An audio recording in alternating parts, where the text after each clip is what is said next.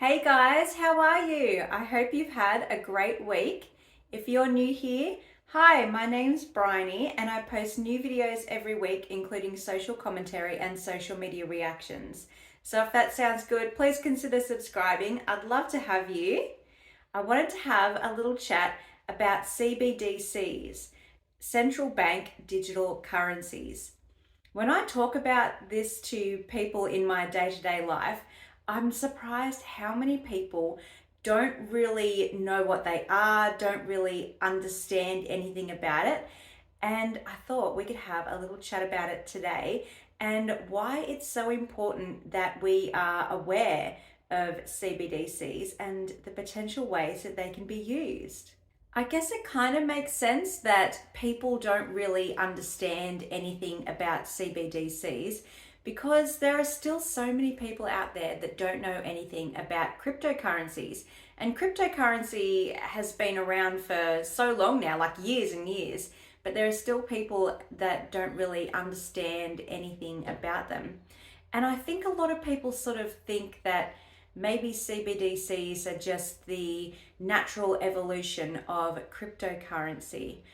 But from my point of view, and what I want to talk about today, is how the government and central banks have seen the popularity and the rise of cryptocurrencies and the kind of freedom and opportunities that cryptocurrency has given to the people, and they want to co opt that in a way.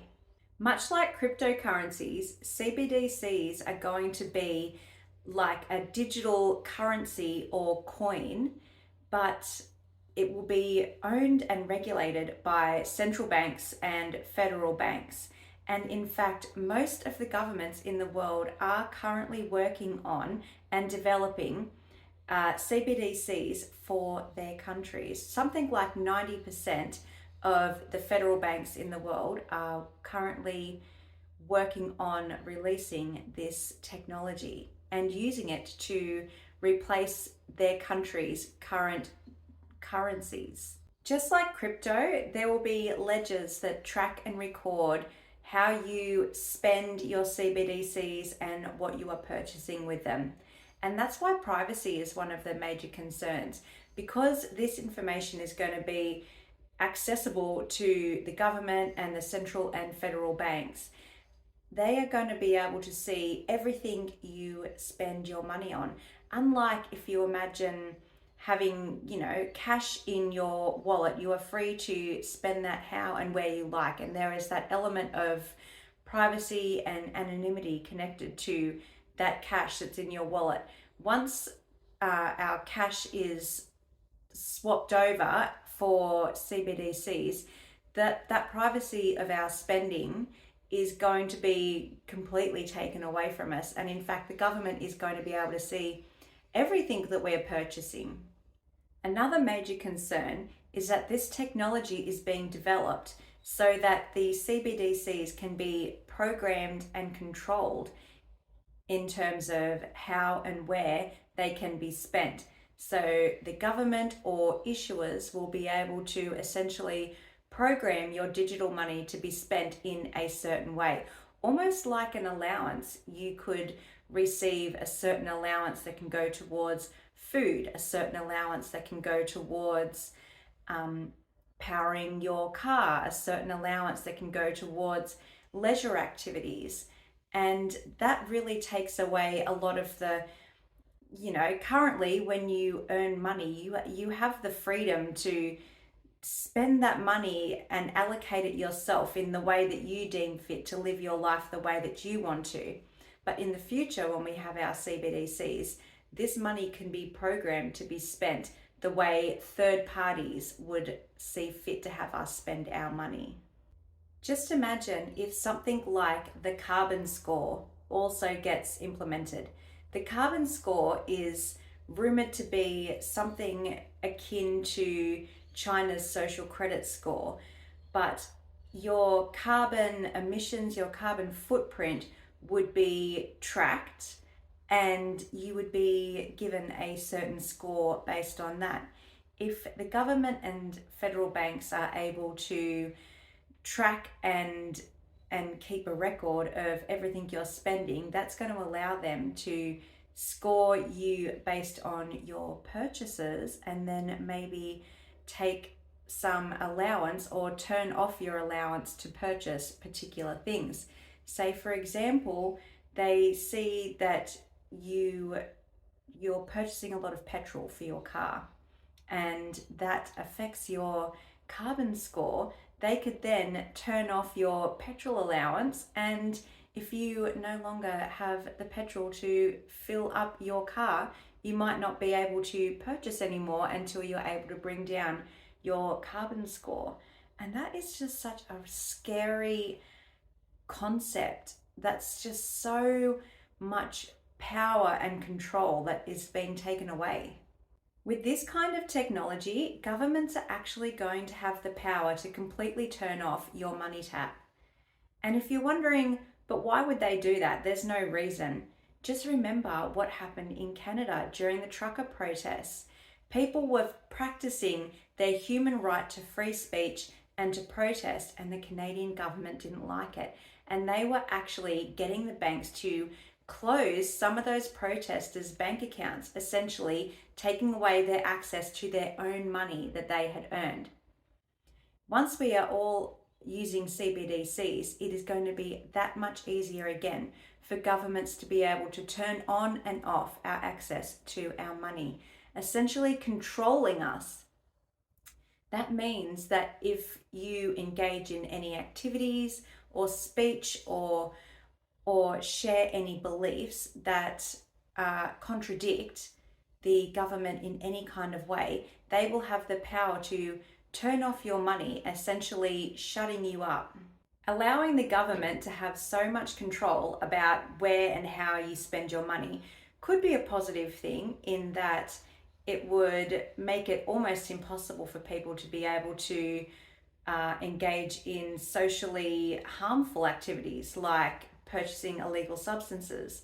But it can also be used to squash people's freedoms and their freedom of speech. And if we go back to the carbon score for just a moment, a lot of people are talking about how consuming too much meat could be socially harmful. Now, if your purchasing is being tracked and the government can see that you're purchasing and consuming too much meat and animal products, they could reprogram your CBDCs so that you no longer have any more allowance to purchase more meat. Essentially, the government is going to have control about how you choose to feed yourself and your family.